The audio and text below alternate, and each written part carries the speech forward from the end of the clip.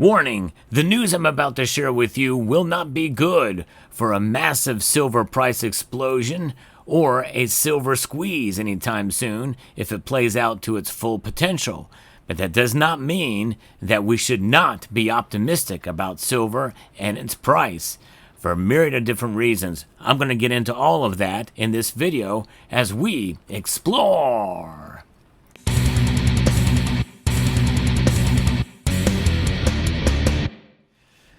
Silver. It has done very well this year. In fact, many people are celebrating and thinking that we're going to see $40 and $50 silver by the end of the year.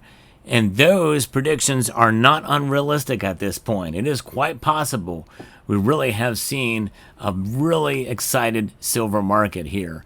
And a lot of it is because of what's been going on from a myriad of different areas in terms of the COMEX, the LBMA stockpiles, and all that silver being moved and shipped around to avoid any potential tariffs that could come on silver.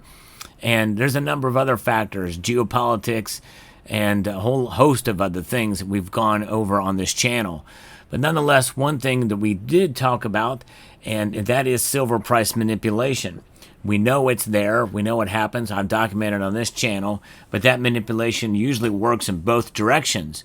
But the one that really is the stickler is suppression, silver price suppression, and that is by the big bullion banks to short the price of silver. And so when we see the price of silver go down, a lot of people get upset at that because they think, well, there is an effort by the big bullion banks to short the price of silver. Of course, we could take advantage of those dips by buying from like channel sponsor Summit Metals, and they have a really good customer service and a growing selection of silver products. So give them a chance. Check out their page, summitmetals.com, and bookmark it as one of the places you check to see if they have what you're looking for. And summitmetals.com is growing by leaps and bounds. So check them out, Summit Metals. So what is going on here? Well, there is something that was shared with me by a member of the community that I had not known about before, and he even lamented that not many people are talking about this. And this is by user Terry Rempel, if I'm pronouncing that correctly.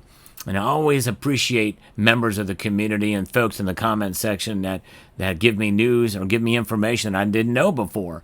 So I looked into this piece, and I'm referencing an article here from Zero Hedge that talks about what's going on that could really help save the bond market and henceforth maybe even save the big banks.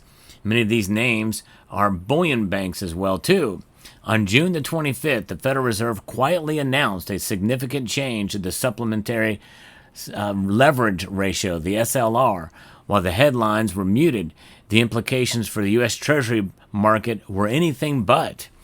For sophisticated investors, this technical shift marks a subtle yet powerful pivot in monetary mechanics. It could create a demand for treasuries, improve market liquidity, and push yields lower at a time when the economy is slowing. And that's why the Federal Reserve is not so quick to lower interest rates. I guess because they have this now as part of in their back pocket, which also means that they can do other things that they've done in the past, such as in September of 2019 and December that we've talked about on this channel. And we'll get into that. That's the repo. We'll get into that in a moment. And so that's really amazing that this thing is happening here. And so we have to understand what this is, the supplementary leverage ratio. It was initially implemented as a post-GFC. That's a global financial crisis.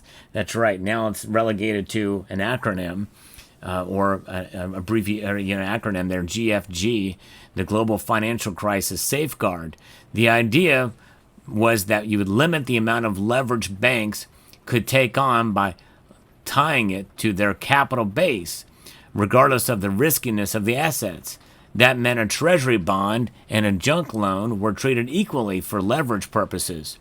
Unsurprisingly, the rule disincentivized the major Wall Street banks from holding low-risk assets like U.S. Treasuries, particularly in periods of balance sheet stress, in exchange for debts with higher yields. They could again go into risk again without much risk, without imposing much risk on themselves. So in a welcome reversal, the Fed announced that the FDIC and the OCC are easing that constraint by recalibrating the SLR to reflect a more nuanced risk-based approach. Specifically, the new rule adjusts the enhanced SLR to add on a 50% of the Method 1 global systematically imported bank surcharge. Essentially, it reduces the leverage burden across the largest U.S. banks and opens up substantial balance sheet capacity. That's really the kicker here, folks. Let me repeat that. It reduces the leverage burden across the largest U.S. banks, many of those you know. According to Goldman Sachs' Richard Ramsden, the proposed changes could unlock between $5.5 and $7.52 trillion in bank balance sheet capacity. That's right. It gives them more headroom, essentially. So to put that number in perspective, the increase in balance sheet capacity for the banks is equivalent to roughly 25% of the GDP. That's right. Wow. That's crazy. That means they have a lot of these on hand to take from the Federal Reserve when they need them. Unsurprisingly, the Federal Reserve's member banks, J.P. Morgan, big bullion bank, Bank of America, Wells Fargo, and Citigroup stand to benefit the most. There's other bullion banks as well that are involved in this, but we know J.P. Morgan is the biggest. Most importantly, this opens the door for increased repo financing and direct treasury purchases, particularly during periods of market dislocation, much like what we saw behind the scenes in September and December of 2019. The repurchase agreements, we're talking a tune of $750 billion just quietly moved from bank to bank for this repurchase agreements. It was crazy. That gives them more power. That means that their short positions, well, they can continue to engage in them with much less risks. And that is really the bottom line here. I think that's the message that Terry was trying to send here on this. And so essentially, it is how the 8 largest U.S. banks are able to later allow silver to run up to over $39 per troy ounce and then pull back with some without getting buried by their short positions. And I think that's really the connection we're seeing here, where they can do this because of this rule change. While repo and treasury investments offer modest returns, their low-risk nature makes them ideal candidates for bolstering liquidity and meeting capital requirements.